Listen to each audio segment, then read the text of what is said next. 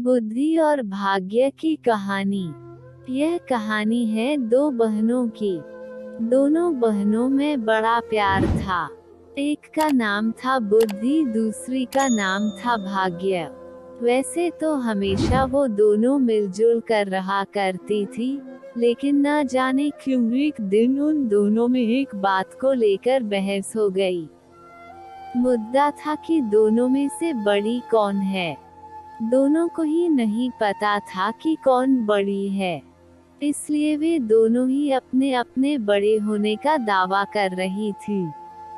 लंबी चलने वाली बहस का कोई परिणाम नहीं आता देखकर दोनों ने मिलकर एक समाधान निकाला। दोनों ने तय किया कि वे दोनों एक साथ किसी एक घर में जाएंगी और वहां अपनी अपनी शक्तियां आजमाएगी। जो बड़ा होगा वह जीत जाएगा।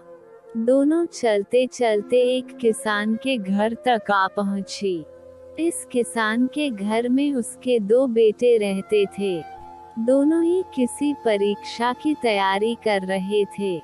दोनों बहनों ने तय किया कि वे दोनों एक एक भाई को अपनी शक्तियां देगी और जिसकी भी शक्तियों की मदद से जो भाई परीक्षा में अच्छे से पास हो जाएगा उस बहन की शक्तियां और वह बहन बड़ी साबित हो जाएगी। बुद्धि ने अपनी शक्ति किसान के बड़े बेटे को और भाग्य ने छोटे बेटे को दी। अब बड़े बेटे को बुद्धि की कृपा की वजह से पढ़ाई में काफी मन लगता, इसलिए वो घंटों तक पढ़ता रहता। किसान का छोटा बेटा जिसके ऊपर भाग्य ने अपनी कृपा बरसाई थी वो बिल्कुल पढ़ता नहीं था। जल्द ही वो दिन भी आ गया जब बड़े भाई और फिर छोटे भाई की परीक्षा होनी थी।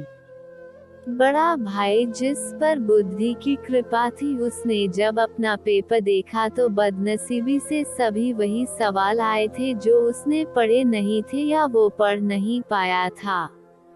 अगले दिन भाग्य की कृपा के साथ छोटा भाई परीक्षा देने गया। भाग्य उसके साथ था इसलिए उसके पेपर में सबसे आसान प्रश्न पूछे गए थे, लेकिन सब व्यर्थ था क्योंकि उसने कुछ भी नहीं पढ़ा था। वो पछताने लगा और सोचने लगा कि उसने थोड़ी सी भी बुद्धि पढ़ाई में लगाई होती तो आज वो आसानी से पास हो जाता। इस तरह बिना भाग्य के किसान का बड़ा बेटा और बिना बुद्धि के किसान का छोटा बेटा परीक्षा में फेल हो गया। इस घटना से भाग्य और बुद्धि दोनों बहनों को ये अच्छे से समझ में आ गया कि जब वो अलग अलग है तब दोनों ही छोटी है और साथ है तो दोनों की ताकतवर और बड़ी हैं। बड़ी ही सरल बात ये कहानी हमें सिखाती है कि हमें भाग्य और मेहनत, स्मार्ट वर्क दोनों को ही अहमियत देनी चाहिए।